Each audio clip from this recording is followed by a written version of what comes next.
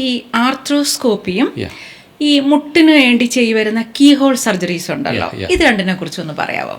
പലപ്പോഴും പേഷ്യൻസ് ചോദിക്കാറുണ്ട്, സാറേ ഈ മുട്ട് മാറ്റി വെക്കുന്നത് കീ ഹോളായിട്ട് ചെയ്യാൻ പറ്റുമോ എന്ന്.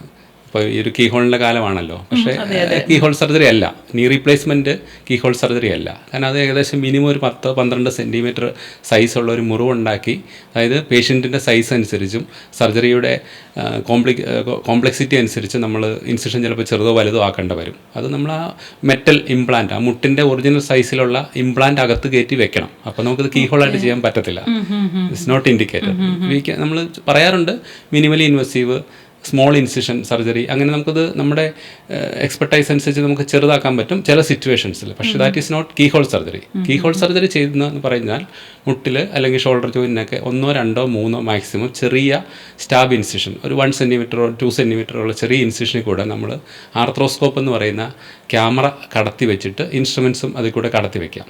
അത് വെച്ചിട്ട് നമ്മളകത്ത് വീഡിയോ സ്ക്രീനിൽ നമുക്ക് ഇതിൽ ക്യാമറ അഡ്വാൻസ്ഡ് ആയിട്ട് സിസ്റ്റം വെച്ചിട്ട് നമുക്ക് മുട്ടിനകത്ത് എന്താണെന്നുള്ളത് നമുക്ക് കാണുകയും ചെയ്യാം. നമുക്ക് മറ്റേ കൈ കൊണ്ട് മറ്റേ പോർട്ടലിൽ കൂടെ നമുക്കത് സർജറി ചെയ്യാനും പറ്റും. പക്ഷെ അതിന് സെലക്റ്റഡ് ഇൻഡിക്കേഷൻസേ ഉള്ളൂ. അതായത് ലിഗമെൻറ്റ് ടയേഴ്സ്, ACL ടയർ, അതെ സ്പോർട്സ് മെഡിസിൻ, അങ്ങനെയുള്ള ഇഞ്ചുറികൾ. സ്പോർട്സ് കളിക്കുമ്പോൾ വീഴുന്നതല്ല, വണ്ടിയിൽ നിന്ന് വീഴുന്നതാവാം, ട്വിസ്റ്റ് ചെയ്ത് വീഴുന്നതാവാം. പക്ഷേ കുറച്ചും കൂടെ യങ്സ്റ്റേഴ്സിലാണ് അത് കൂടുതൽ, ഓൾഡ് ഏജിൽ അത്ര കോമൺ അല്ല.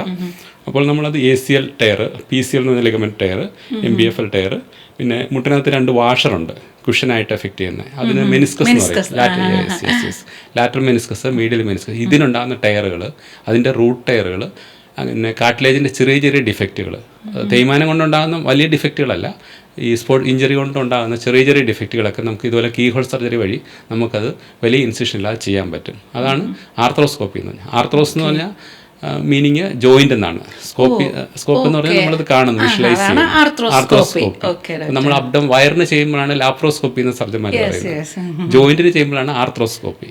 മെയിൻലി ഇത് ഇൻഡിക്കേറ്റർ ആയിട്ട് നീക്കും ഷോൾഡർ ജോയിന്റുമാണ് പ്രധാനമായിട്ടും ചെയ്യുന്നത്. Okay doctor, thank you.